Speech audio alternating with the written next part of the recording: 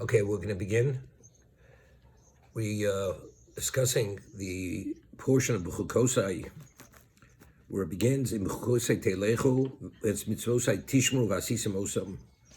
If you walk in my statutes and you do my mitzvos, we observe my mitzvos v'asisim osam. So he had cited the Torah Kahanim, which is the equivalent of the Gemara, that what is the statute of the study of Torah? It's not enough just to study it. One has to toil. The only way one comes upon the truth of Torah is it has to be predicated on toiling. If you toil, then it will generate something which is out of the ordinary, magnificent, something which is supernatural. As it says, the blessing will be unlimited bounty. That is the result of this. Protection of your enemies, no illness, if that is the way you vest yourself in the Torah itself. The word is Amelim BaTorah. The Gemara tells us that if anybody tells you that he came upon the truth of Torah without toil, do not believe the person. And if a person says, I've toiled and I did not come upon the truth of Torah, don't believe that person either. It's only Yogati Motzosi. If you toil, you will come upon it. Yogati Motzosi. You've toiled, you find.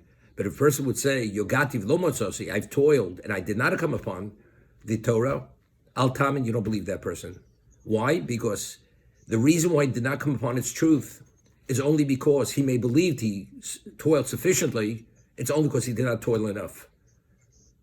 And the person says, Lo Yogati, I did not toil, I came upon its truth. You may believe you've come upon its truth, but you did not come upon the truth. Because what you believe to be truth, it may not be truth. So it's only if you toil, only then do you come upon the truth. Now, the question is, why is that the prerequisite to Torah?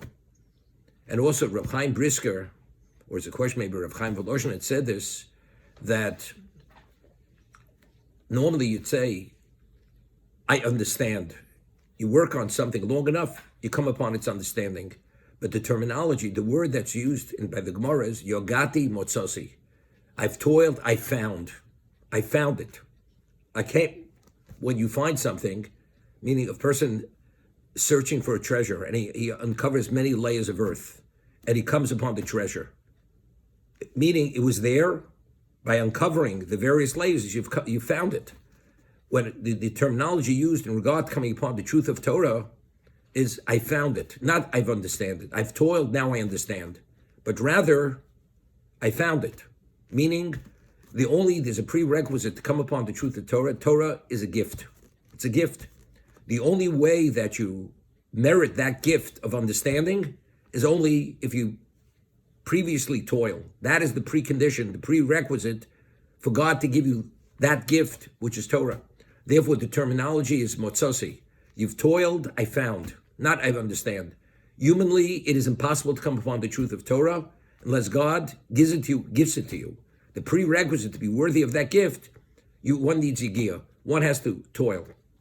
That's the understanding. So Rav Chaim Voloshin writes, we have this in Shar Dalid, that he explains, if you have something which is the ultimate in value, pristine, purity, and it touches upon every aspect of existence, and a person doesn't sufficiently value that, and he explains it with a mashal, with an allegory. A father is very wealthy, and his son wants to go into the grain business, and the father could give him anything. So he says to his father, I'd like 1,000 bushels of wheat. So the father says, I'm happy to give it to you, but where are you going to store it? Where are you going to store the wheat? He says, well, I'll leave it on the street.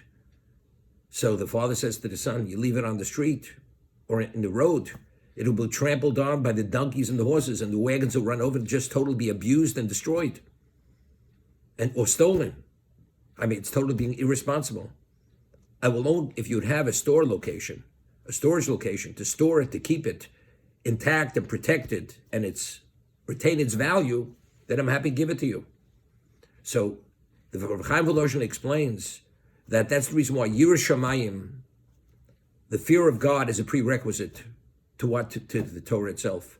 Because only the one who truly understands who God is, and only through Torah could you have that relationship, the person will esteem it and revere the Torah itself at that special level, and he will not abuse it and disgrace it. Therefore, Yiras Shamayim, so if a person doesn't apply himself, doesn't toil for something, we know, Shlomo tells us in Mishlei, in Proverbs, that Im tvakshenu kesef, if you desire it like silver, uchabantmonim tchapseno, and you search it out like a treasure, os tov yiras Hashem, only then will you understand what fear of God is.